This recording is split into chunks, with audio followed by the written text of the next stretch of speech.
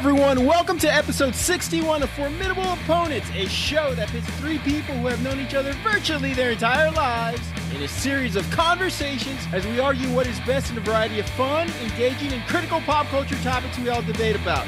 I'm Randall, and with me, as always, Bob and Joseph, and today we have a special guest, our buddy Danny, and today's topic is best video game franchise. I'm going to start off by saying I recently purchased a PS5 for my son, and rather than risking sounding like the old guy who just recently transitioned from a flip phone to a smartphone, I'm going to try and consider all that has happened since Ikari Warriors 2 Victory Road. I wasn't ready for a console world where you can see the character's beard stubble replete with subtleties of gray hair and crow's feet. I wasn't ready to see the forearm sweat and bald patches on Kevin Durant on NBA 2K22. I wasn't ready for that. When we talk best video game franchise, we're going beyond the game. We're talking a legacy etched in pop culture lore. We're talking clothes, cereal, bad tattoos. Please don't get a Pac-Man done on your inner thigh. With enhanced character creations, advances in technology, the refinement and improvement of gameplay, it is probably easier to name video game franchises than the ones that didn't warrant follow-up games and fun tie-in merchandise, like the Crash Bandicoot CPAP machine. You will not hear us cover flops such as E.T., Def Jam Rap Star, Cyberpunk 2077. Keanu Reeves was in that one. You would have thought he'd learn after the Lake House. Consider this episode a sequel to our 13th episode, Best Retro Video Game. And like a sequel, the sound is better. We've added characters, in this case our guest Danny, and we are all wearing Tanuki suits. I had to look that up. I was just going to say raccoon tail. This week we are debating best video game franchise. Bob, Joseph, and Danny, I'm going to regret this joke, but what is up, up, down, down, left, right, BA start with you? I'll probably have to edit that one out too. We're gonna first introduce our guest Danny, our buddy Danny Garza. So Danny, when I first met you, I didn't like you. No, I'm just messing with you. Joke from last week. Yeah, he said that last week. What's going on? What's going on, guys? You can see the excitement and gleam in his eye. He's been waiting for this. I love it. So Danny, we know you as a video game enthusiast, and I begged him to pick best Ed Harris movie, but by the way, it's History of Violence, more so for Maria Bello. It's The Abyss is the best Ed Harris movie. The Abyss is fucked up, man. But Danny's a great person. No, not play. Danny, what made you want to come on here? Let us know. I'm first of all, I'm a big fan of you guys. I listen to you guys. You guys are awesome. I've always wanted to be on this show, but I didn't have the topic to get in. And today is the perfect day. It's a topic that falls up my alley, and I'm excited to be here. It's just a great topic that we're going to be talking about. He's lying. He's filling us up. He kicked our asses in NCAA football, PlayStation, all when we were kids, and now he's coming on to gloat. That's all this is. And I'm not going to call you Randall. I'm going to call you Randy. Right? So Danny, our next question is: we know that oftentimes we send our guests topics and they choose from. You swerved this a little bit. You immediately said, hey, I want to talk about video games. So what about video games that entices you to want to talk about it? Tell us your history with video games, some of your best memories, if you could share those. I first got a Nintendo when I was 5 years old, and it was Duck Hunt and Mario Brothers. I mean, there's so many games that I can go back to, but just having on Christmas open up the Nintendo game, and it was just the Nintendo console, I should say, was just something that resonates through my memories. And it's just video games has always been a part of my life. It'll always continue to be a part of my life. I'll be a fucking 80-year-old gamer. But it's just something that that me and my cousin used to play video games when we were little, and playing with Bob and Joseph. It's just something that is very personal to me, and it's who doesn't love video games? And video games is a part of almost everyone's life. You know what I mean? Everybody has a video game story. You know what I mean? Joseph, can I get some soft piano to lay under that awesome? That was beautiful. That was we got to stop the show there. That was like the most heartfelt thing that we've.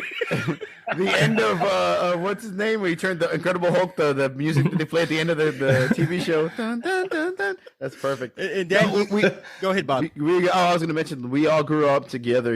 Actually, us four, we've known each other a very long time. Danny, especially me and Danny and Joseph go way back. we used to stay up all night and play video games. This is before you needed alcohol or cigarettes or pretty girls. You didn't need anything. All you needed was video games and Dr. Pepper and Doritos. We could stay up all fucking night until my dad woke up and told us, ran us all off for the living room to go to hell to sleep. It used to be, those are the good old days, man. Video games they had a big part of our childhood. I remember we all played sports and everything like that, but we'd go to a baseball game, play baseball game, and then everybody would meet at my house. We'd play a football game, and we'd meet at my house afterwards or Danny's house, and we'd stay up all night playing video games, laughing, cracking up, talking trash to each other. It was a good little environment to grow up in. Yeah, no, I totally agree with it. I can't remember all the times that we stayed up till the sun came out, playing like FIFA or something later on in life, and the NCAA football. I know we were always real big fans of that game. Danny, I know you were a big fan, or you had mentioned how you wish you could have actually joined us when we did the retro episode.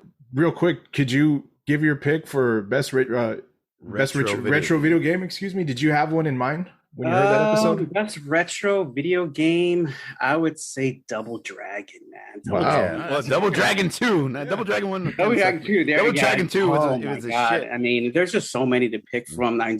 Double Dragon 2 is such a great game.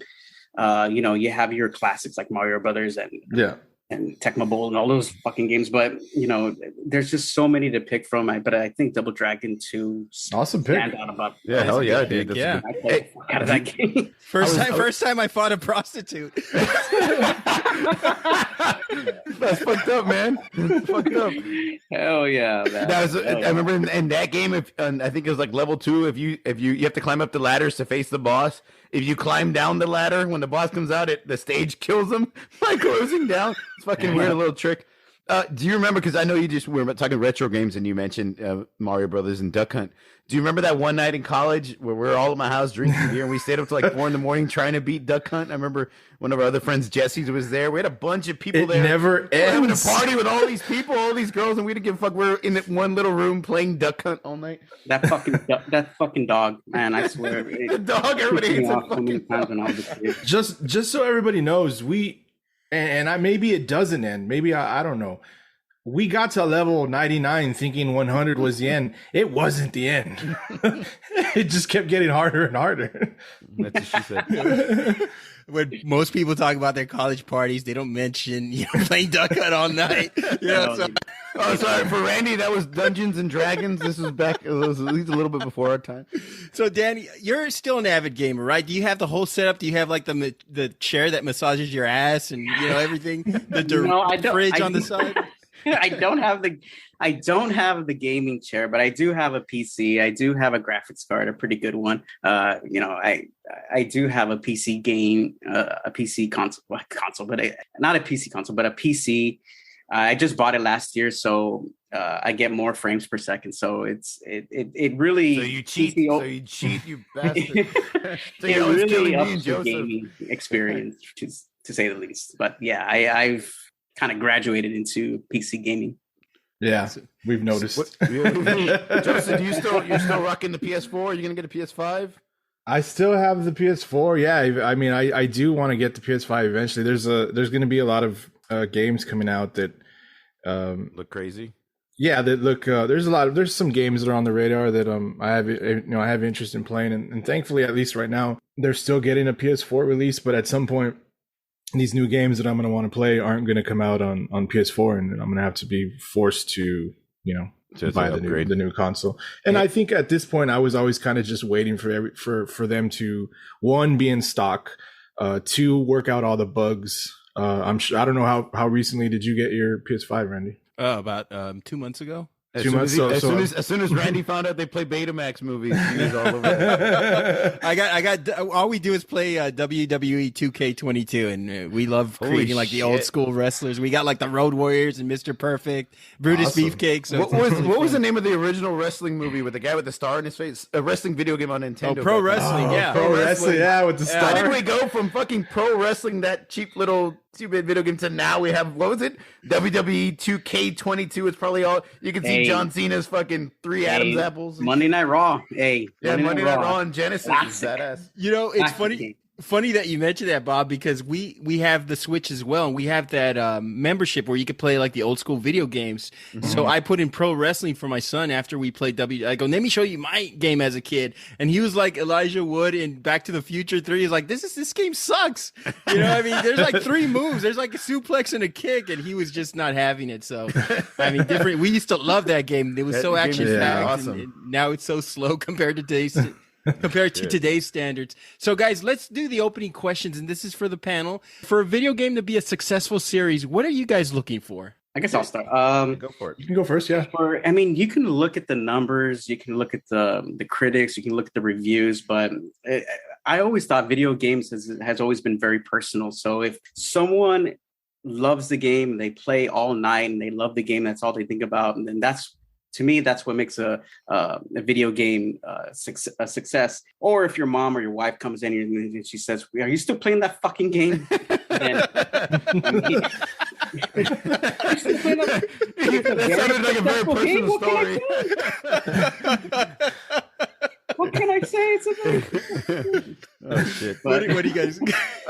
I'm looking for the game to evolve, like in order for you to have a successful franchise. I know. Betamax, and why are you in there so long playing video games? I'm looking for the game to evolve. I'm looking for it to get better. You know, I'd hate to play the same game over and over again. You know, oh, this is part 2, this is part 3, this whatever, and it's the same shit over and over again. It has to improve. It has to have new characters or new bosses or bad guys, new stages. You know, new enemies. The graphics have to improve. The storyline should improve. Something should improve at each level. So I'd hope that the franchise, as it moves on to game after game, it improve in some way, some fashion. At this point in time, games are, when they first come out, like extremely expensive. They are, like, it's just the way it is. The technology on this is amazing. So I understand the price point, for these games. But so if I'm going to spend that kind of money on a game, and what's going to make, more people spend more money, tons of games being sold, the franchise for me has to have at least some decent graphics, at least nowadays. It's got to have my attention with a great story. I know Bob kind of said that. If they're going to do, if we're doing franchise, so we're going to have a part 2 or part 3, however many you're going to go, it's definitely has to improve from the first one. I know if you take the time between games, the graphics and technology grow in between that, so you can tweak your systems and whatnot, and hopefully that adds to the game. But like Bob said too, you can't just do the same thing. And there is a franchise that comes to mind. Virtual Fighter? No. No, like the guy with a tiger mask. No, like I was the only guy with a Sega Saturn, by the way. Anybody I ever knew growing up with Sega fucking Saturn. I have played games that are like that. There's, where I liked a game and then the next one was just basically a carbon copy of it. And it kind of sucks. So there has to be some kind of evolve, in the story mainly for me, and the graphics, and you got to be able to do something new other than just running around doing the same old thing. In your opinion, guys, what was the most unsuccessful sequel? What did you guys feel like really disappointed you? For me, it was Super Mario Brothers 2. Coming off of Super Mario Bros., I thought part 2 sucked. What about you guys? That's a tough one. Yeah. I mean, with me, it's not really a sequel to a first game, but I will say this: Battlefield 2042, the latest installment of Battlefield, it sucks. I mean, oh my God. I mean, Battlefield is such an iconic game, and it's a staple in the FPS game industry. And it totally missed its mark in this last game. And everyone was pumped up for this game, and it's been such a letdown. It came out with so many glitches, so many bugs. It just felt super rushed because their release was supposed to be right before Christmas. So it felt like it was rushed. And that's because Battlefield went toe-to-toe with some of these top FPS games. And when I mean FPS, I mean first-person shooter games. It went toe-to-toe with some of the best in the world and back then. And you talked about in order for a franchise to be successful, it has to progress and it has to get better and better. This one just took a nosedive. I have no idea what happened with Battlefield 2042. It came down to its fundamental basics. Some of it was some of its biggest issues. They didn't even come out with a fucking scoreboard when it came out for multiplayer. So, which is absolutely mind-boggling. Yeah, because you don't know who got first, who had the most kills, who did this, who did that. Yeah, you know what I mean? it was embarrassing, and fans complained about it, and the developers didn't listen to the fans. And for me, the quickest way to run a game or a franchise into the ground is you don't listen to your fans. So no one is playing this dog shit game anymore. As a matter of fact, if you check the Steam numbers, I think Battlefield 4 is being played more than their latest Battlefield, which Battlefield 2042. So it's very sad, very disappointing to see because, Battlefield is such an iconic game, and it's just a shell of what it once was. And, rest in peace, Battlefield. Cue the Undertaker thing. I don't know if you guys. I am impressed with Danny's acronyms and numbers and knowledge. I thought he was gonna say, when I press B really quick, I get really good. But now he's coming in with these initials. Jagger. I was like, oh, we got a content expert. I was gonna say, shit, we're gonna get a whole brand new level of fans now. Usually we get hate mail because we talk shit about the Beatles or Stranger Things. Now we're gonna get a bunch of these fucking gamers being like, I don't know, man, I don't like that show. Didn't like it before, but now. I like it. For some reason. I like it. Bringing the A game. Mm-hmm. What about you guys? I agree with you that you said Super Mario 2. It was a really shitty game. I didn't like, but technically it's not the sequel. Mario Brothers was the original. It was kind of like a Donkey Kong version of Mario Brothers, and then Super Mario was kind of the sequel. So just kind of since we're being very specific with Danny here, the game wizard or whatever. I don't have a sequel really. I was trying to think. I was looking up shit and I couldn't find it. But let me just say this.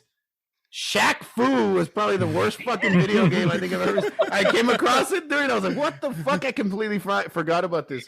Shaq Fu, terrible game for him to take it so seriously. I think I played that game once. I don't know what's worse, that or Kazam. I don't know, man. I really can't think of one, but I will use this time to at least just say, I know the one game that people do talk about having a shit sequel. The Last of Us 2, I thought was a really good game. I don't know. Pretty sure.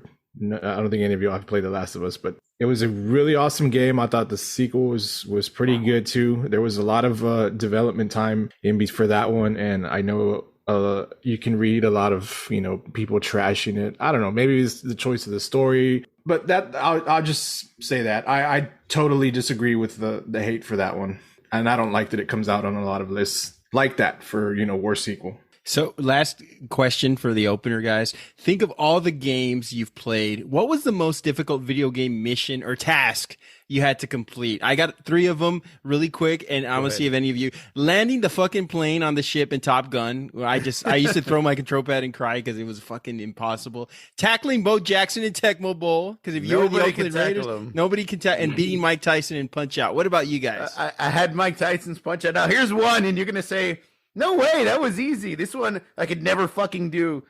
The Karate Kid video game. Oh, yes. Dodging the hammer that was on the rope. It would knock my ass into the water every single fucking time. I could never do that, dude. I don't know why. Like Tyson, I got to fight Tyson a few times. Mike Tyson's Punch Out. That's my best retro video game. That was my pick back when we did that episode. Favorite game, never beat Tyson. That was extremely hard. I only got to fight him a handful of times, but that one and the Karate Kid dodging the hammer, dude. Fucking. Have any of you guys ever beaten Mike Tyson in Punch Out? No. I don't think I ever. I was the first one and I shared this in the last episode when we did video games. I was the first kid in the elementary school to get to Tyson. And then I was the last one. Well, I never fucking beat him. Like all the other kids beat him before me, and I was pissed off. But yeah, it's impossible. I remember playing that game, and I got to Tyson, and he fucking knocked me out in 3 fucking punches. Yeah. One punch, you're pink. Second punch, you're out. 3 punches, I was out. Yeah. Cocaine's a hell of a drug, man. I was like, I'm never pink. Little Mac. What about you guys? Difficult tasks, missions? There is a mission in Grand Theft Auto San Andreas called Supply Lines. If anybody out there listening has played Grand Theft Auto San Andreas, you know about Supply Lines mission, and it is one of the worst fucking missions ever. It's so pointless. Basically, what you have to do, and if you know anything about the Grand Theft Auto franchise, you steal a car. You can do a lot of things, and what you have to do is basically cut off the supply lines, quote unquote, drug carriers from making their deliveries. Instead of doing that on your own, walking around or driving around, you have to fly a little RC plane with a minigun. Yes. and the plane has a limited supply of fuel. So if the characters are spread around the map, Fucking Joe Biden. You have to not enough fuel. God damn it. You have to try to get all these people. You have to like wait for them to come across you so you don't use up so much. Anyway, it's just horrible. At one point, I learned that it wasn't necessary for you to complete this mission to further the progress of the game. It's kind of it's its own little side mission quest that doesn't have any effect on the main game. And so I skipped that shit. I was like, fuck this. And I played the rest of the game. Yeah, I eventually did beat it. And when I did complete that mission, I was like, I lost my mind. I was like, yes. What about you, Danny? Any difficult tasks? I'm going to say Teenage Mutant Ninja Turtles, the underwater. You always drowned. They're turtles. How the fuck they drown? I know, right? Man, a lot of my anxiety issues stem from that damn level, man. Oh my God. Where you had to maneuver your way to the other side of the map, I don't know, of the level. And if you were to go up or down, you'd get shocked. And I know there was spinning. It was just so brutal. And I think the music made it worse. And then there was a clock where you only had so much time to finish that level. And if you got down to I remember that 25 seconds, it started to ring this alarm or something like that. And oh my God, it was brutal. And as a kid, you're just like, I don't know what to do. Yeah, there was no fucking Google back in the day to Google. How do I beat this level? You had to watch like Game Wizard or Game Show on a Saturday. Some little kid would tell you like all the secrets to unlock in the video games. You remember that shit on Saturday morning, like in between cartoons? There was like a Game Wizard show where the guy would come on. That was awesome. awesome. I remember, the guy, like he had like a cool pompadour. He would skateboard around his room. And, Be like, I want that kid's life. So, guys, now on to our honorable mentions for best video game series. What do you got for us? Who wants to kick it off? I got Metal Gear. Obviously, I just talked about that one. I got the Uncharted game series. I got the Batman Arkham series, Mario Kart, Mario Party, Mortal Kombat, obviously. I did have Tomb Raider on my list, and we kind of briefly mentioned it. The great first group of games. The reboots have been awesome. They've done two newer console versions that have actually been really cool. And of course, the Resident Evil, man. Love these games. Loved them back then. I'm really happy to see them getting like these HD remakes.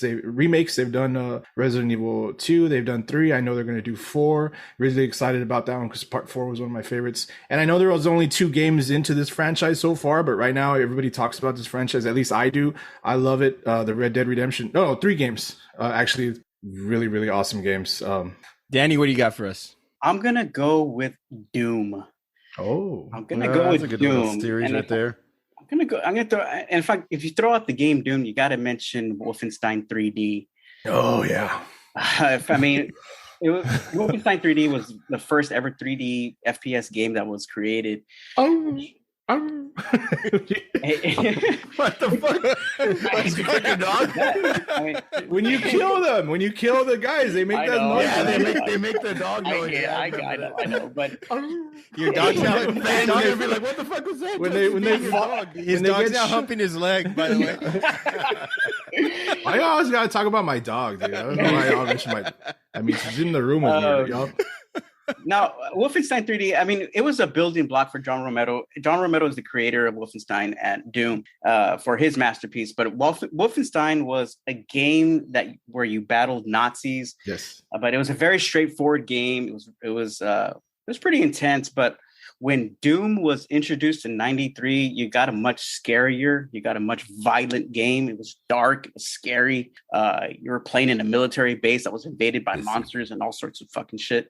Invaded by hell demons. Yeah, it was demons, right? And yeah, it was like hell demons. Space hell demons, yeah. And no one ever seen anything like it. It was truly a new era of gaming, really of its first of its kind when it comes to PC. And I think that's where PC kind of declared war on consoles. But of course, consoles would remain supreme for so many years because it's so accessible for people. But Doom was actually the first game to introduce the multiplayer platform. And so instead of battling demons, you were able to battle some of your friends from home and from different locations. So that's where they actually coined the term team deathmatch. So it was truly a revolutionary game. John Romero and Adrian Carmack, they're pioneers in the gaming industry, and they set the foundation for some of the great games that you see today. So Doom would be my honorable mention. That's all right, man. That's a real good pick. I also had Resident Evil, Mortal Kombat. I mean, you can't go wrong. Street Fighter, Mortal Kombat. I think they go kind of hand in hand. Mm-hmm. The two like awesome versus kind of game. NCAA football. I loved all those franchises until till NCAA players are like, "What the fuck, man? We're not getting cut out of this." Medal of Honor. Why should they? Great game. That's a different discussion for a different. Using their likeness, Joseph. What likeness? It's a football player. I never understood that shit. Oh my god! Switch the jersey numbers. But why can't they get a cut of anything? NFL players do. They should get a cut of it. It's a whole other discussion about football players. Your job is to go to school. You're there to get an education. Joseph's just mad because Texas Tech was never any good in NCAA football. Oh, they were when I played. Anyway, go. That's a whole other discussion. Castlevania. Do y'all remember playing Castlevania? Yes. It was one of my favorite games as a kid. I loved the franchise. They moved on into Super Nintendo, and it's a great little franchise, man. I think it's very underplayed or underappreciated, I should say. By the way, Alien Hell Demons is a great fantasy football name, by the way. So I have Street Fighter, Contra, the great shoot 'em up game, Super Contra, Alien Wars. I really enjoyed that scrolling. As far as Contra went, I thought it was a great scroller game. Streets of Rage. Streets of Rage was a game that we played a lot as kids. Mortal Kombat. I want to share something about Mortal Kombat because I hadn't played Mortal Kombat in a while. I was in high school when the first game came out. I remember people used to congregate around the machine. I mean, it was absolute carnage.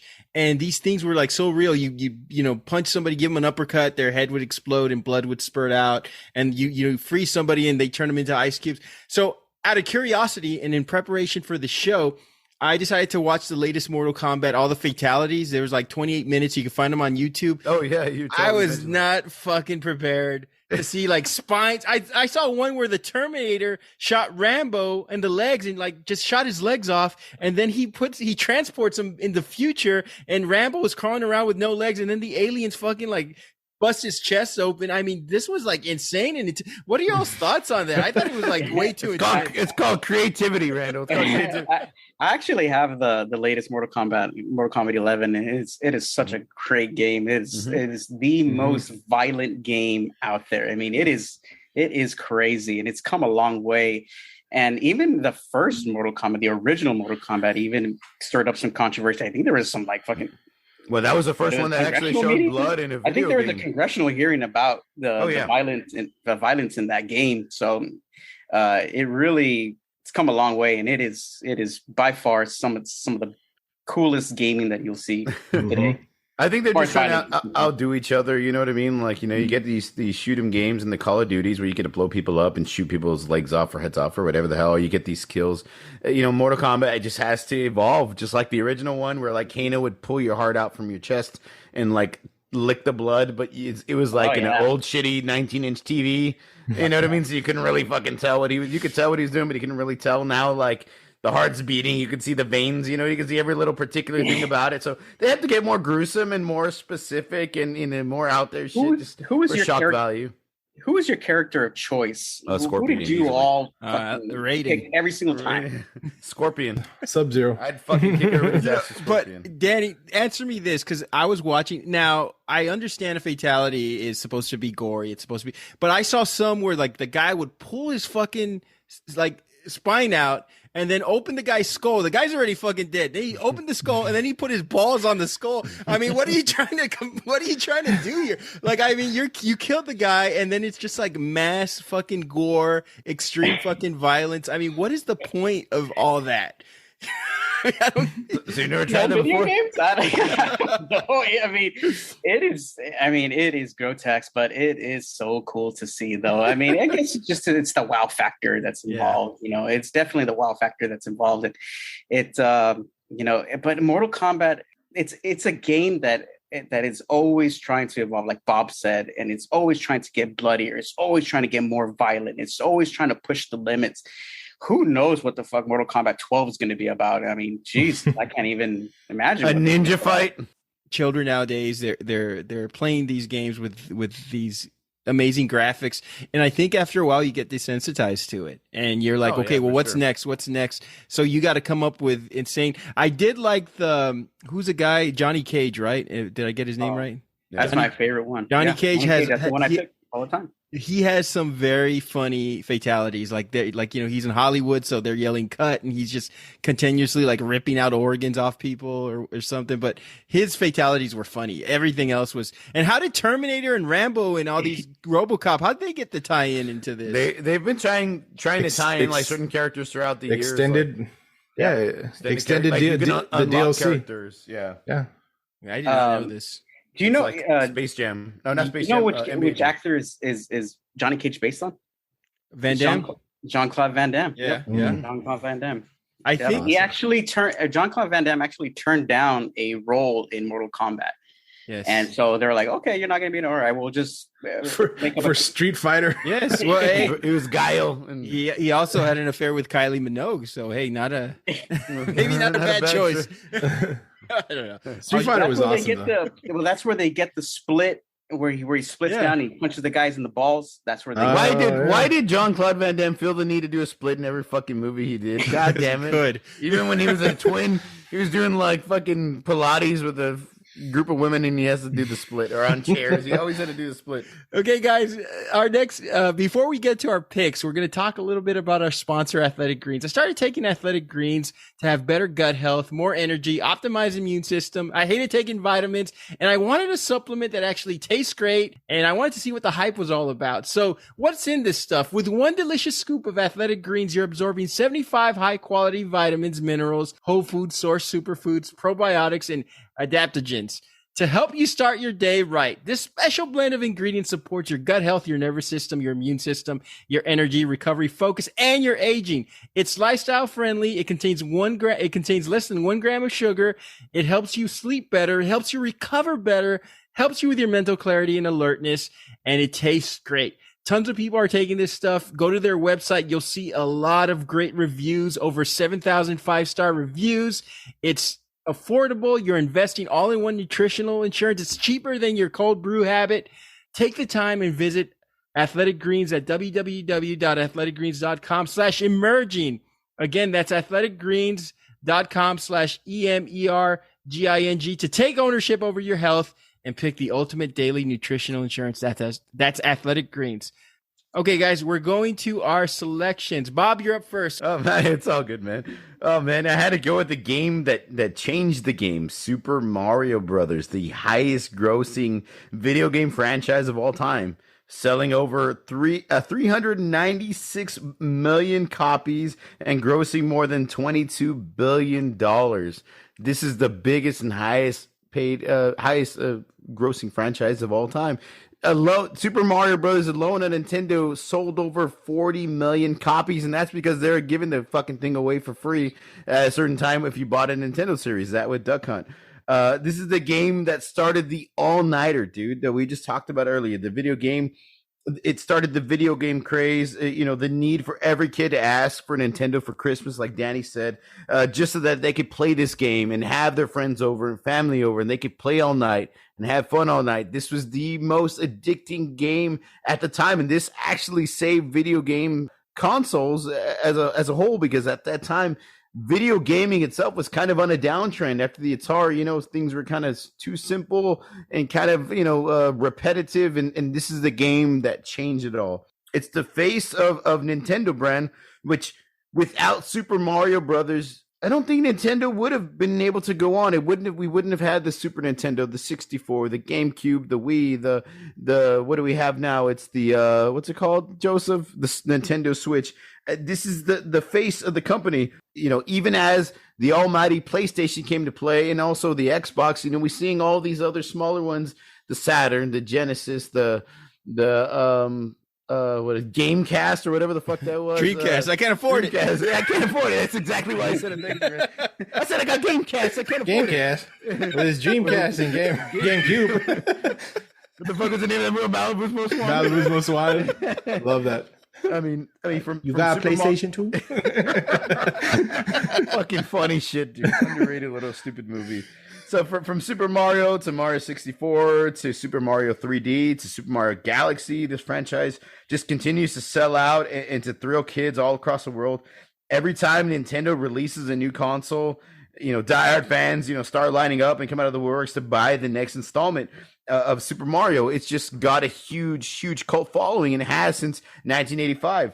Not to mention all the offshoots of this franchise, like Super Mario Kart, Mario Party, Luigi's Mansion, Mario Maker. I mean, they're all just this huge success, and it's all based off of this one awesome video game in 1985, Super Mario Brothers. This video game has grown and evolved tremendously since 1983. Like I mentioned, the original one was Mario Brothers. It was more like a Donkey Kong type of game. Then came Super Mario Brothers for Nintendo in 85.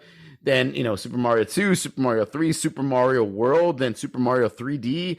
And nowadays, I mean, like the worlds are endless. We even had one, I think, in Super Mario Galaxy, I want to say. You can go to all these different worlds. There's all these different things, kind of like how Red Dead Redemption, Joe, so how you can kind of just walk around and wander and try different stages and try this and try that.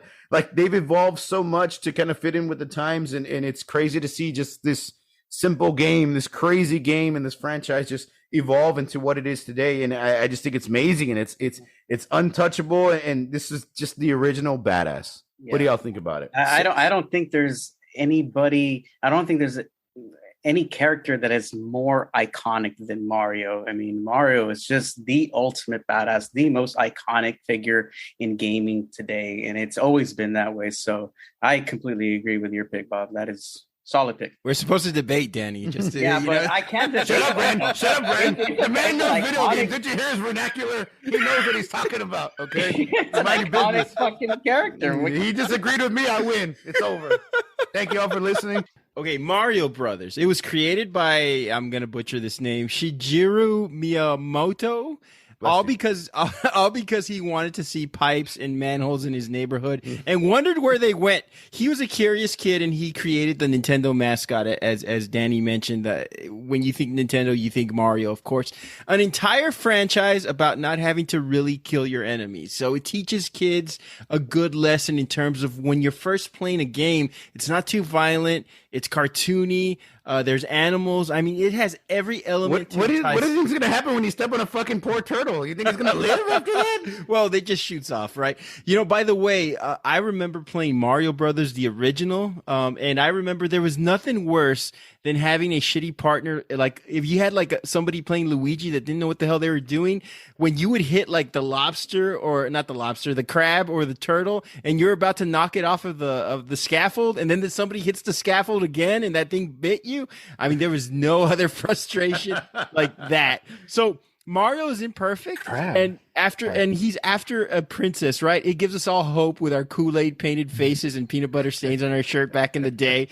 Is this his biggest appeal? Maybe. Is his biggest appeal is that he looks like every high school health teacher who coached the offensive line? I don't know, but I mean, he gives us all hope. It's family friendly. Think Disney. It's fun. It's a fun and simple game most of the time, right? It is a franchise, but I think it loses its luster when you spin it off into anything. Let's put Mario in a go-kart. Let's put Mario in the Olympics. Let's have him dress like a doctor and push overprescribed pills. A few video games that have spawned off into movies. By the way, they're creating a new animated Mario Brothers with Chris Pratt and Charlie Day. I saw we're going to voice Mario and Luigi. There haven't been any good ones yet, so maybe that's going to be the first good one. I remember watching the Mario Brothers movie, and it was with John Leguizamo and Bob Hoskins, and it was dark and edgy. It was a total miss. Sonic did it right, so that kind of put a dent to the franchise too. I love that movie. Dennis Hopper was a bad guy, right? Dennis Hopper was King Koopa. Yeah. And then lastly, I'll say that Mario Brothers has the advantage because of the ubiquity of Nintendo's mascot and it being the first star title of all their games, all their catalog. Not all the games, even with time, were great. We talked about how Super Mario Brothers 2 was kind of a miss. Some of the first, N64 Mario Kart games, they weren't that good. How dare you? That was like my favorite, you jerk. I love Super Smash Brothers, which is an ensemble, and I love Mario Kart and Mario Party. Most of the storyline games, though, not for me. I mean, it's okay. I could see why a lot of people like the Mario games because they spawn it into everything, but our games don't really have the advantage of being able to do that. What do you think, Joseph? Because your games are boring. This game is more to me, more the most iconic game franchise ever. But it doesn't make it the greatest franchise. I understand the money aspect of it, but those numbers have the added benefit of having two market targets, adults and kids. It has, to me, always been a kid game, so that's always going to help it, that market. But I love this game. I really do, and I know we all love this game. But just because we love it doesn't make it necessarily the best franchise. It is hugely iconic. That character of Mario will live on forever. Just to quickly add to a little bit of maybe what Randy said. I know there's different games associated with it. The Mario Parties, Mario Kart, I love those as well. But ultimately, those get a little repetitive. I mean, yeah, they're like because it has all those extra things, the Mario Kart and that help it. And although I haven't been able to play the more recent stuff, so I'm not too familiar with the storyline. I don't know if there's a continued storyline from anything that we saw. I mean, other than Mario's got to defeat Koopa and save the princess. It's kind of the basis of it. But great game, hugely iconic character. To me, that's more what it is than it's a very memorable, successful franchise. But greatest ever is kind of hard for me to agree with that part. Fuck all y'all. Danny, you're a sweetheart. Go ahead, Joseph. Who's next? Brandon. Wait, Danny has one more point. Right. While I agree that Mario is the most iconic character in gaming, is it the best gaming franchise ever? No, it is not. People now don't talk about Mario Brothers anymore. They just don't. Teenagers, adults, they don't talk about Mario Brothers now. They go with what's trending. And Mario Brothers have fallen off. As a matter of fact, if you see some of the reviews and some of the, what's out there, Mario Brothers has taken a hit after hit after hit in their gaming. They've taken backseat to any other games that are out there. So is it the best gaming franchise? No. But is it the most iconic? Yes. I think it's only started in 1985, so yeah. It had a hell of a longevity run of 30 years. I mean, most Absolutely. of the games I think that should be taken into account too. You can't just go with what's hot right now, because if we went with what's hot right now, we'd have to listen to a bunch of fucking millennial bullshit. And real quick, just I know because we've talked about Mario a lot. I think the exclusivity, is that how I pronounce that word? Yes, spell it. Of it being a Nintendo game, hurts it. I would love to. I have to have a Nintendo system to play any kind of Mario. I play these Mario. Don't get me wrong, they're cool. Yep.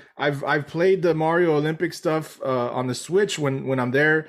When we're hanging out, and your son Bob will tell me to, hey, Uncle Joseph, can you play this part? Yeah, sure. Let me try it out. And it's cool, but I don't have any Nintendo products, so that limits also. But hey, great numbers for an exclusive for one console. Exactly. What's cool? Last little point, then we'll move on. The little Switch now, which fucking cool about the Switch, and not touting anything about Nintendo, but it's a handheld thing, and you can plug it into your fucking TV, and you can play it on your big TV. So it's pretty cool that it doubles as both. That's a pretty nifty thing. I think that's kind of like I don't know if it's first of its kind, but it's definitely really fucking cool. $400 though. What the fuck? Well, how much is it for a PlayStation 5? $400. It's like a fucking mortgage. I had to buy two of them because my son dropped the first one in the toilet, and so we had to buy another one. Luigi's Haunted Mansion is fun. A very Abbott and Costello feel to that. So I think some of the I like the humor in them. But moving on, we'll go to my selection. I picked the Madden franchise as the best video game franchise ever, and I will tell you why.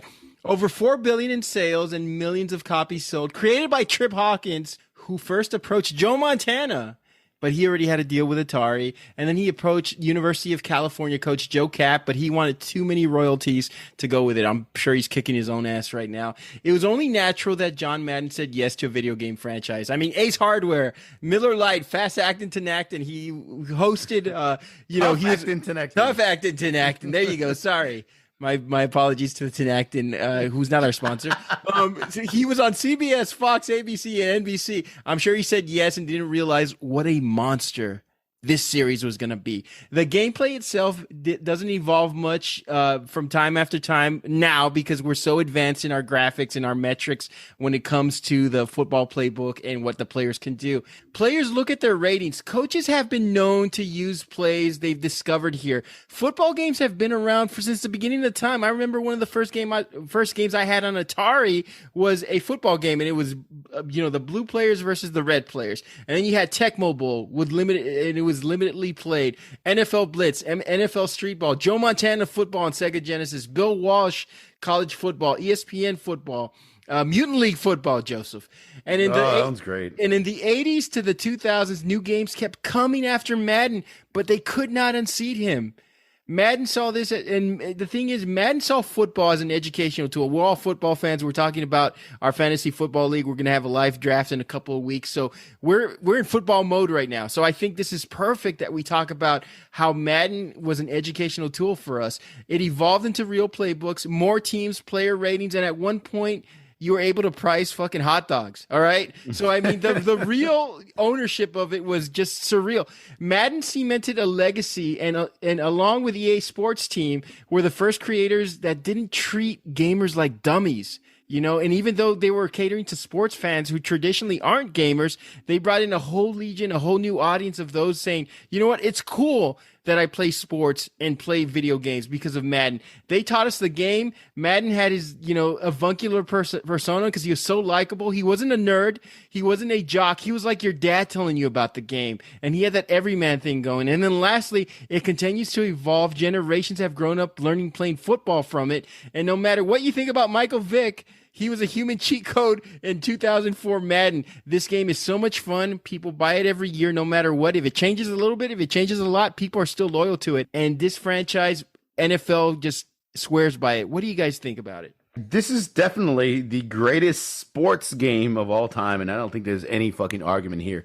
John Madden specifically, who actually just tragically passed away this past year after this great documentary that they had on him for on the NFL Network. The creation of this video game took football to another level. It created a brand new fan base. I mean, like you said, he was like the everyman.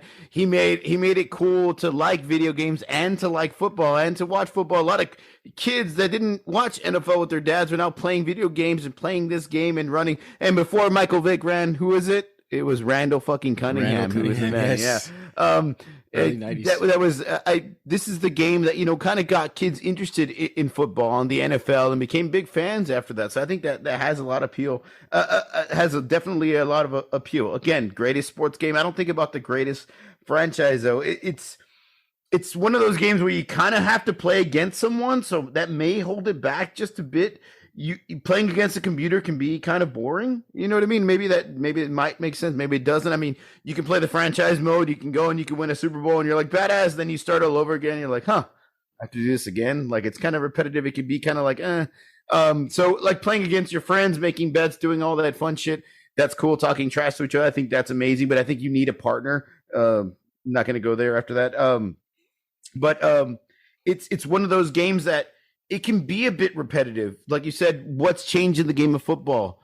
Not much. What's changed in Madden besides the graphics? Oh, now you can sell hot dogs for, $1.50, you know what I mean? $2 or $6 a pop. There's not a lot that's changed about the game over the past, let's say 6-7 years. It's the same fucking video game, just updated rosters. It would be really cool if they're like, hey, you know what? You don't have to buy the game. We're going to give you an update and we're going to update the fucking rosters. And every 2 or 3 years, you can buy the new game and we'll have serious upgrades for it. But no, it's a cash grab. So every single year, mark your calendars in August. What are you going to do? Or September, whatever it is. You're going to go out and you're going to buy the new Madden. What happens to your old Madden? It gets returned to GameStop for like $2 and a stick of gum, for us fucking poor people to go buy the year before because we can't afford the new one. I think that's the biggest thing with me. I think it holds it back just a bit. Again, one of my favorite games of all time, the greatest sports game of all time, just not the best franchise game. I love the Madden franchise. I mean, it is such a great sports game. I agree with Bob. It is the best sports gaming franchise. What can I say? I mean, the only thing that's gotten better with Madden is the graphics. The player ratings are really, really subjective. But other than that, I think Madden is such a great game, such a fun game. I mean, it has ended a lot of friendships over the years with Madden tournaments. But I mean, things, and as you know, Madden tournaments can get intense and things, you know. Yes. Running up the score. Yeah, but Running up the score. But no. But Madden is a great game, but I would say it's the best sports franchise.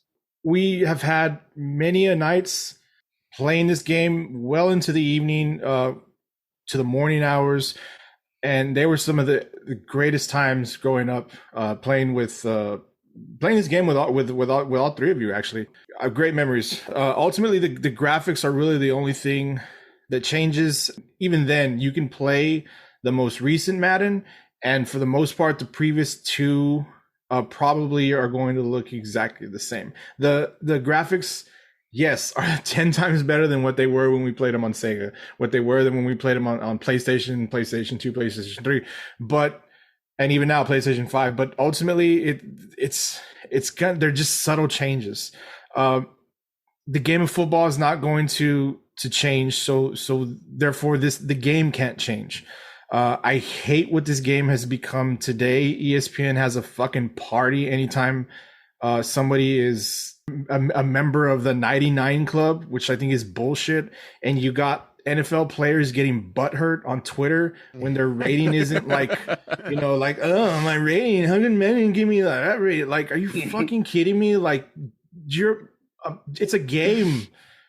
Perform on the field. Be happy you're in the position that you're in a game. I think that's just fucking cool. I would just be happy I was in a goddamn game. I know this game makes money. I know it has a rabid fan base who will, like Bob says, I agreed with what Bob said. I actually really love what Bob said. We'll give you, I mean, if they would space these games out a little bit, like, hey, here's Madden, here's Madden 18. We'll be back for Madden 22. And, because, I mean, maybe give it the updates, give it the roster updates, but, we're not going to make you pay, $60 for a new game next year that is basically the same. Like it's so unbelievable that people actually do that, but it's just kind of the same thing. I mean, I know it's like Bob said, and I know it's an iconic sports franchise. We love Madden. We grew up playing this game so much, but ultimately at this point, it's just so much of a cash grab that, and I know, it makes money. Sure. Greatest sports franchise. Sure. Greatest of all time, when it's ultimately just basically the same thing over and over again. Kind of hard. Just to respond to you, I mean, supply and demand. If I'm putting a game out every year that loyal fans are buying, I'm putting a game out every year. I'm updating the rosters, and if I only have to tweak a few things and save some money on in that end, and then make a surplus because people are continuously buying for roster. I mean, you have to do it. That's what all franchises do. That's what Mario Brothers does. That's what the other two franchises. You leave Mario Brothers out of this, Mister. The name sells itself, basically. Yeah. It does. I will say, could I make one point? Go. In Madden, the biggest jerk thing to do in Madden was back in the day when you used to be able to control the replay. When somebody went for a game-winning field goal and they hit the upright and it made that bang, and then we'd always used to play it over and over, like, oh, you missed a fucking field goal, bang, bang. Look, watch, hold on, bang. The fucking invention of the replay, that was cool. I wonder. If they bring back the ambulance driving on the field and running over players, I'll be happy, and then I'll play it again. That was fucking cool. That was a cool thing too. Bring in Mortal Kombat Fatality. We need to post. I want to see what Tom Brady's looked like in Madden from like this first year up until now, and the huge changes it's probably made. That he looks completely different. You look like a GoldenEye character in Madden, the first Madden, with a square head and everything. He's been in so many Maddens, dude. It's unbelievable. It's crazy. Jeez, and women, it's crazy. That too. We're going on, Joseph. You got our next pick. All right, and so I went with the Grand Theft Auto series franchise. Okay, so from its humble beginnings of a top-down PlayStation 1 game, not so great. The Grand Theft Auto 2 game is obviously not that great, but they gave way to probably one of the biggest and most successful tweaks of a game format in history. The idea of switching from 2D to a 3D format not only breathed new life into this franchise, it basically, in my opinion, changed the name of the game, figuratively, not literally, because it's still called Grand Theft Auto. It's inspired many copycat games. Obviously, some of them are good. Some of them are really terrible. The Grand Theft Auto series has been the apex to me, or the standard, whatever you want to call it, for what game developers are doing nowadays. If you want to be successful in this type of game, it's pioneered so many new mechanics that are now the norm for any 3D open world game. I understand that, like, the primary focus of the game is criminal activity, and but you know what, some of the best movies in history are based off of the same thing. So let's try to look past that aspect of this. The Grand Theft Auto series is set in various fictionalized versions of American cities, like such as New York and Los Angeles and Miami. And as a player of the game, you get to take control of characters who fight, who shoot, who scheme, plot, drive, their way to personal success in each of the stories. One of the greatest things about this game series is its progression from each game. As the technology has grown, so grows not only the graphics, but the amount of just how much you can do in this massive open world game, by also incorporating, the everyday things that we do into the game, basically being, giving you the opportunity to live like this digital life, which is, I know that, that might be a weird aspect, but you can, not only with the characters of the game, but as your own character in the new online portion of the most recent Grand Theft Auto 5 entry to this franchise. I love how, since Grand Theft Auto 3, the first 3D release of the franchise, the developers have pieced together a story that has taken place and intertwined over the next 9 games. I love how they deliver these sort of in-between games that take place in and around the main game titles, such as the Liberty City Stories game, which is kind of a prequel to Grand Theft Auto 3, the Vice City Stories game, which was a prequel to Vice City, the Lost in the Dam and the Ballad of Gay Tony, both separate stories but intertwined with the Grand Theft Auto 4 story. So it's just really cool that they've done this for the players. There's a lot of really great things about this franchise. I love that we've been able to see this story from the 80s all the way up to current times. Aside from these things like this, the superb voice acting done for these games, even getting massive names such as like Samuel L. Jackson, Ray Liotta, Gary Busey. How am I doing it? No, I'm sorry, I'm not gonna do it. Phil Collins even plays himself and lending his digital likeness for Liberty City, for Vice City Stories. I thought that was really cool. There's like a scene where he performs In the Air Tonight in the game. It's really cool. Peter Fonda, I know that's not really a huge name, but still. Oh, it is a huge name. Peter Fonda, yeah, dude. Yeah. Okay, all right. Well, I know that might not be some of our listeners, but anyway, many more. The swag and the merchandise items have been awesome for this game. I once reserved and waited till, and Bob's probably come with me. I know he has. I don't think Danny's come, but have gone with me to GameStop at midnight to get the next entry in these games back then. I have nerds. Yeah, I have an awesome GTA 4 bank lock box. I had gotten the special edition one. It was really cool. I still have that box somewhere. It's really cool. The swag and the merchandise for this series has been really awesome too. On a more than one occasion, like I said, I've waited in line for midnight release, and I'm going to be, the next 2 or 3 years, I'm either going to be 39 or 40. And you know what? When that one comes out, I'll probably still play this game too. So pushing kids out of the way. I'll push kids out of the way. You're buying the beer, I'll stand in line for you. Real quick. I think, Bob, remember when we went to that one time? I don't, was it for 4? I don't remember which. When that little kid ran out, like some kid was like first in line. He ran out like waving the game and like talking. He ran out waving it. And there was a guy like behind us or in front of us who had like a Mexican Dracula accent. And he was like, so this kid's walking around like showing the game and bragging to everybody. And then all of a sudden we hear this guy go, "Let's kill that guy." Is that Antonio Banderas?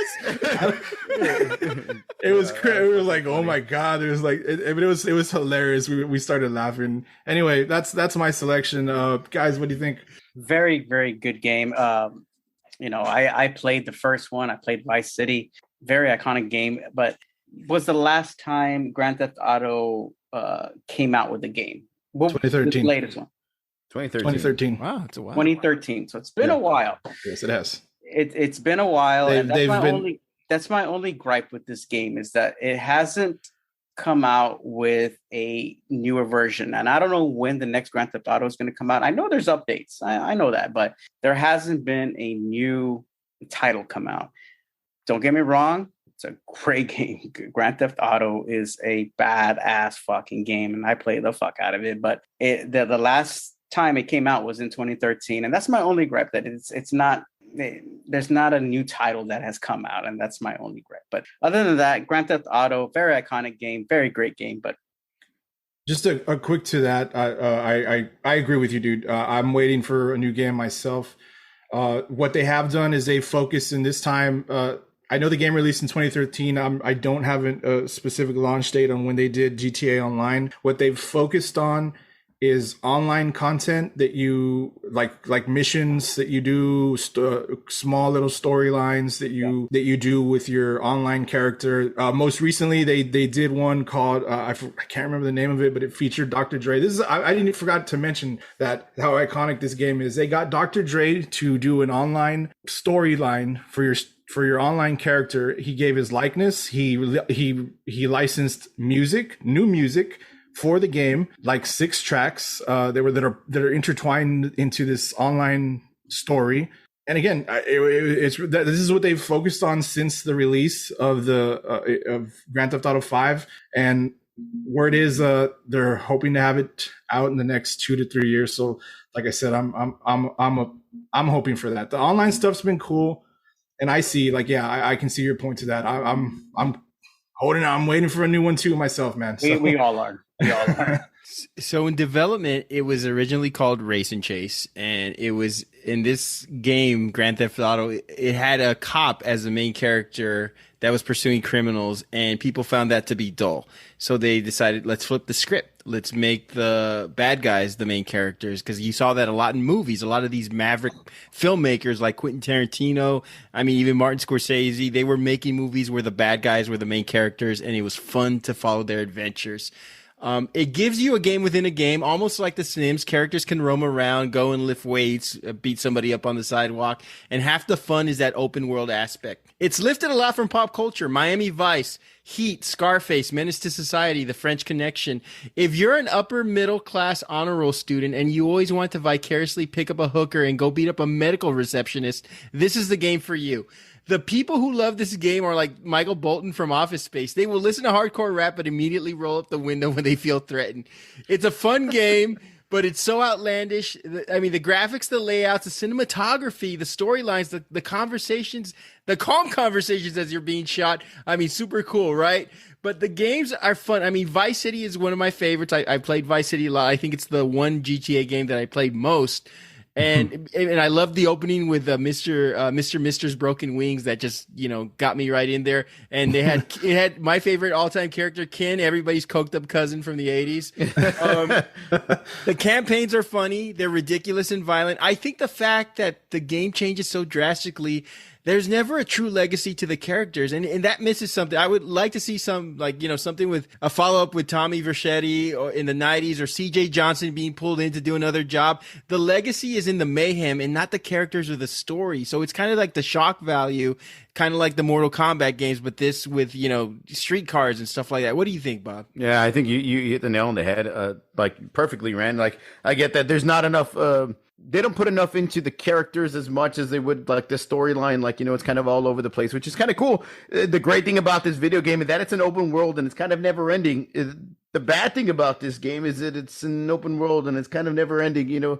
I kind of like my games to have some finality. That's the thing. Like, I would like there to be a final boss. I would like there to be, a specific storyline where it reaches its end or its apex, and then that's it. The best thing about this game is the celebrity characters, the voiceovers, the characters. I think that's fucking amazing. I think that was like, it's one of those things that changed the game as far as that's concerned. Bringing in guys like I said, Ray Liotta, and now you've had Dr. Dre, and that kind of shit's just fucking amazing, man. I love the fact that they not only give their voices, but they give their likeness. That's really, really cool, and it's something we never really saw in video games before. So it's kind of like a fucking movie, like a little mini movie that you're into, that you're playing, and I think that's amazing. Again, Vice City, out of this world. I played a little bit of Grand Theft Auto, but Vice City came out. I played a lot of that video game. I love the soundtrack.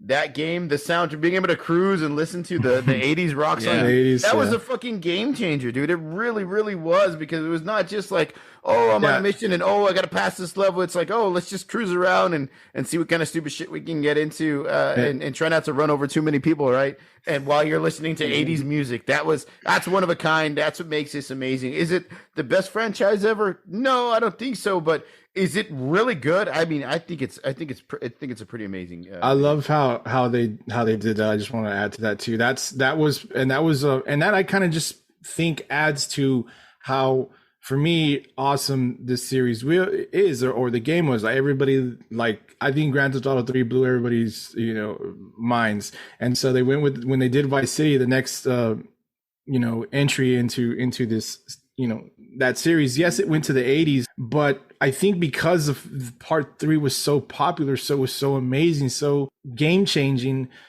they were able to do that. They were, because of in 3 you're driving around with these with music that you don't even fucking know. They were able to get licensing rights for Vice City to put actual music, get characters like Atomic Vercetti voiced by Ray Liotta. There's other people, and I think I don't know if that's her real name. Miss Cleo voices a character too. There's other people in that movie. Gary Busey does Phil Cassidy. There's in this game. There's other people. I think Danny Trejo even voices a character, if I can remember. I haven't played Vice City in a long time, but I just think that this game has gotten so epic that you got somebody like Dr. Dre, who's like, I want to be in the game. I want to, and having the ability to attract that, I think is so awesome. That's why this game is so popular. So far as what I've read, the next one is going back to Vice City. So that's kind of, I mean, I know it's going to be cool. An updated game, like a newer game, but they're going to go back to Vice City. So, I mean, I know you like it because of the 80s aspect, but I'm excited to go back to that part of the map. The coolest video game commercial I ever saw was for Vice City, because you had all these explosions, the nightclubs, and the song that was playing was Easy Lover by Phil Collins and Philip Bailey. So the commercial had me hooked immediately. That was the only Vice City game I purchased, and I didn't regret it because it's so much fun to play. They used to do was it Duran Duran? They used to do that one too. And I ran. Oh, that's a Flock of Seagulls. Whatever. Flock of Seagulls. They used to use that one too. So I mean, yeah, I think Vice City, getting that soundtrack, took it to another level. So lastly, we got Danny. Danny, best video game franchise and why? Best video game franchise with close to around 400 million games sold. And this doesn't include the mobile app, the downloads from the mobile app. It holds the Guinness Book of World Records for the most selling video game for first-person shooter franchise. And I am talking about Call of Duty. Call of Duty, the one and only. It is the greatest franchise ever, and it's not even close. The game has campaigns that has cinematic quality with unbelievable great graphics. It's a fast-paced game, which I love. It's highly competitive. There's numerous competitive tournaments that are out there. There's actually leagues that are based upon Call of Duty. It's easy to play with hardly a learning curve to it. There are different game modes, including zombies, which appeals to different audiences. It's always keeping fresh. It's always a fresh game. As a matter of fact, the first Call of Duty was back in 2003. I didn't play those early games. The first Call of Duty that I actually played was World at War, and it was a phenomenal campaign. I don't think I played the multiplayer, but I do remember playing the campaign. The next year, 2009, was Modern Warfare 2, which is probably the most iconic Call of Duty game ever. It gave us iconic maps such as Rust, High Rise, Terminal.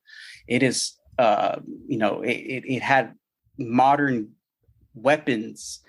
Just a great game. Black Ops followed up with 2010, Modern Warfare 2011. Then in 2012, Black Ops 2 came along, and Black Ops 2 was the highest earning game in Call of Duty series. Just a great game. Call of Duty is just the greatest first-person shooter game ever. And I love the game. It has just gotten better and better over the years. I actually bought all the games up until around 2014. I took a break from gaming. I didn't want to go in because I was, busy with school and busy with work and everything in 2014. So I took a break in between that time. And then it was only until the pandemic hit when Bob actually bought the fucking game. Yes. The Modern Warfare, the latest Modern Warfare in 2019. And he was like, hey, get the fucking game so we can play online. And I was like, oh man, I don't know if I want to get back into gaming. But I ended up buying the game, and and now I'm hooked. Now I've been playing it ever since. Call of Duty is it's just there's not much more to say other than it is the greatest first-person shooter game ever. I love that game. Now I will say this though. I will say this. It has 19 installments. It has 19 games all the way up until 2003, up until now. Last year, they came out with Vanguard. The year before, they came out with Cold War. And those two didn't really hit the mark. They were good games, but they weren't great games. The golden age of Call of Duty was in 2009 all the way to 2013. Modern Warfare 2 and all the way to where modern Call of Duty Ghosts. But we had Black Ops, Modern Warfare 3, Black Ops 2, and Ghosts. That's the golden age of Call of Duty. And it just resonates with so many gamers out there. I mean, countless hours of people playing. You would go to school, you would play. You would go to school, you would think about the game. You think about the game when you went home. That's all you thought about when you were out working or going to school. You got home, the first thing you did was turn on the game. It's not much more to say than that. The numbers speak for itself. People still play this game. And in I think next year, actually not next year, I think actually next month, they're actually coming out with a new game, Modern Warfare 2, which is, I cannot wait. I personally cannot wait. It's going to be new gameplay, a new map, a new Warzone map, and Call of Duty. Everybody knows the game. Everybody knows the franchise. Everybody's played it once in their life. I wish game. I wish you hadn't said that last sentence because I've never played this game. I understand it's fun. I understand people get addicted to it. I understand it's sort of like the nucleus of a game that has brought a lot of people together with headphones.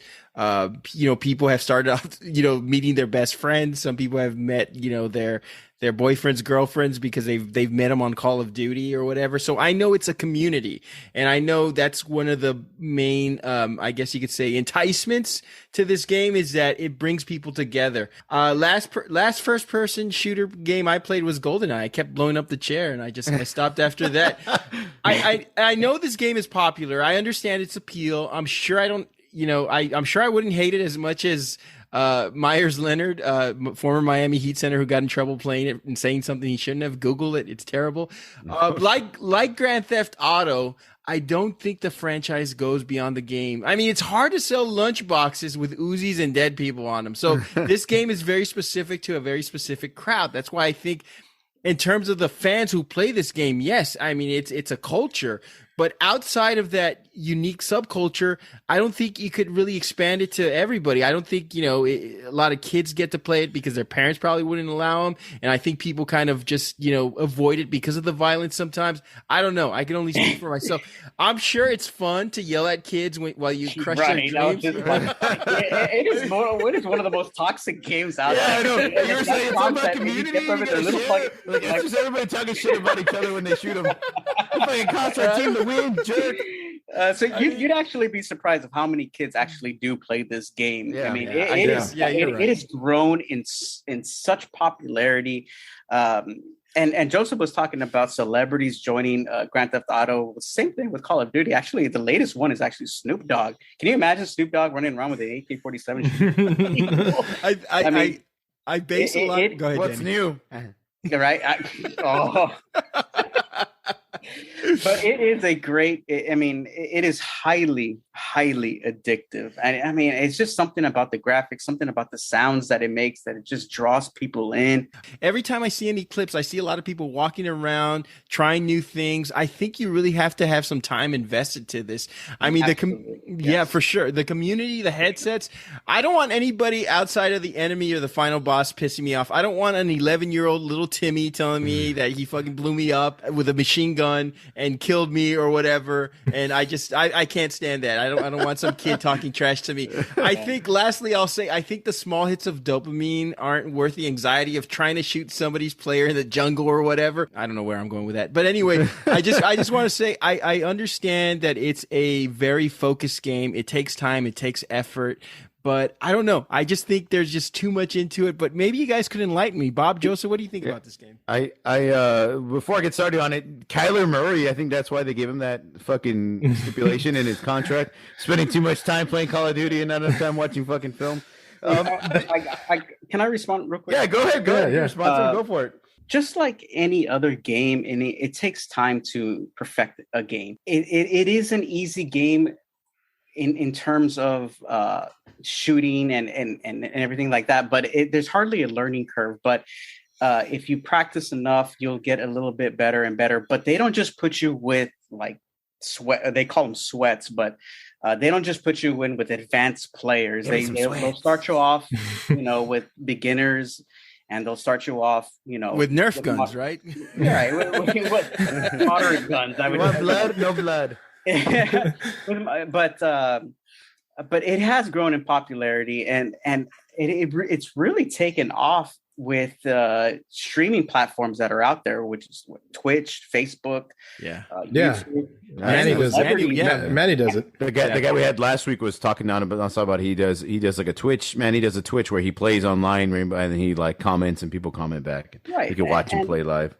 And actually, celebrities actually stream the game. I think Post Malone actually streams Call of Duty on Twitch. So he streams a lot of shit. He streams a lot of shit. And I love that guy. Ezekiel Elliott plays with some of the top streamers that are out there, like Tim the Tatman, Dr. Disrespect. He needs to work on his fucking cuts. Yeah, he needs to fucking work on his fucking. He doesn't worry about touchdowns. Video games, but I know he does play video. I know he does play Warzone with Tim the Tatman. But all I can say is that it does take a little bit of time, but they don't put you in with advanced players right off the bat. So. Oh yeah, for sure. Now, when we're talking about greatest franchise of all time, I think of like something that's kind of has to be revolutionary, man. It's got to be like something that just completely changes the game. And I'll just preface this by saying this is one of my favorite games of all time, and I played it religiously, especially during the pandemic, especially when me and my best friends are able to get our headsets and able to talk, and after a long day have a beer and just play video games all night and talk and shoot the shit. You fucking got me back into this fucking game. No, I got you back into it. I blame you.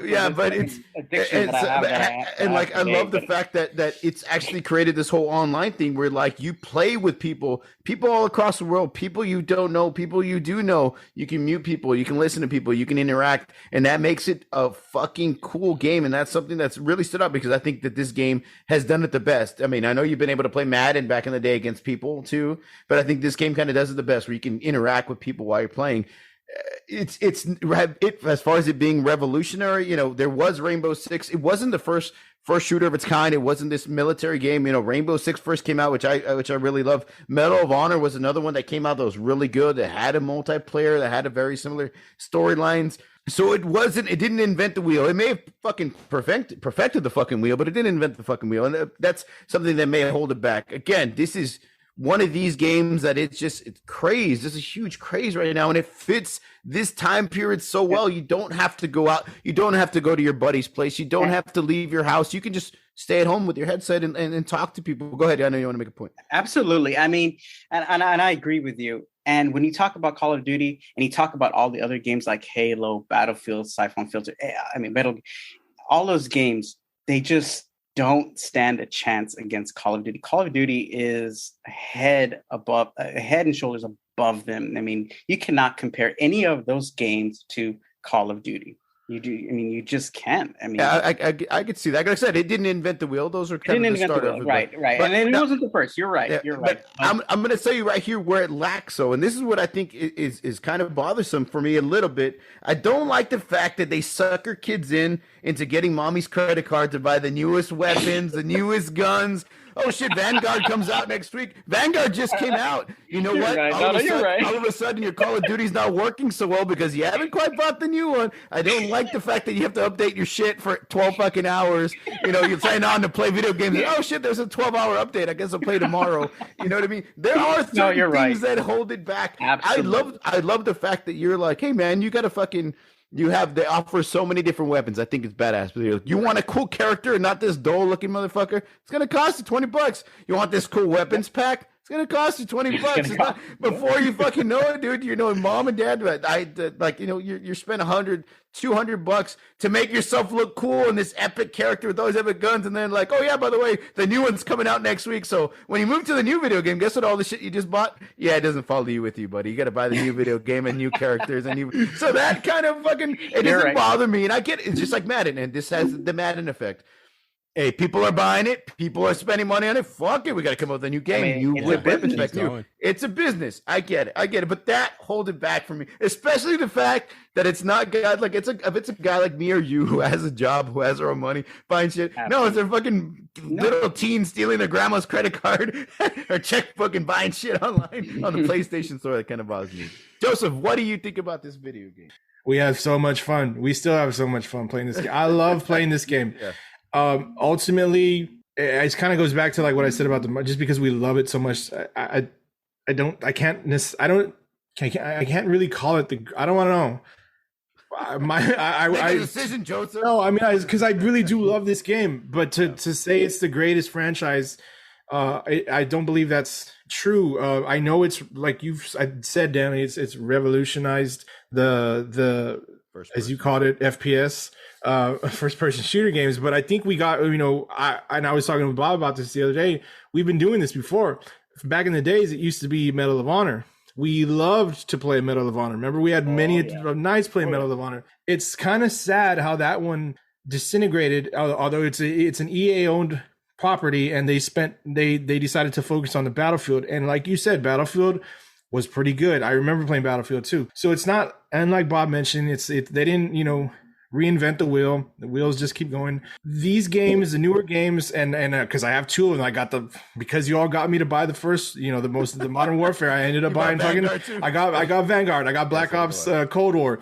I got both of those too. And as playing those, the graphics do improve, the mechanisms improve. The sound improves, the sound quality. I remember when I first played Black Ops Cold War, and I was shooting and I had my headphones on, and hearing the gunfire in the headphones, I was like, this is louder, more intense, more realistic than Modern Warfare. So I do like those aspects. It's really amazing what they can do. Call of Duty is to, I guess, teenagers and young adults and adults what Mario is to kids, I guess. So they're kind of in the same boat.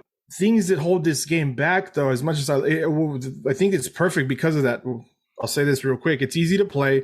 There's no learning curve, like I think you've mentioned. The replayability is not as high because you can play the story, and once the story's done, that's it. I know you can do the same thing. Like I can play Grand Theft Auto 5 over and over. I've done it, but there are different ways to go about the missions. There are choices that you can make throughout the storylines to affect it. You can do a mission. So and although I've done that too, it gave me the chance to play the game a different way at least 3 different times before I just started, playing it just to play it again. So the multiplayer is always going to be different, and that's probably the only thing that's really has the replayability more. I love when they update the playlists on the Warfare, whether we're doing just, and the locations, so I'm looking forward to the one that's coming out. And of course I'm going to spend the money and buy it. Yeah. I don't think sales make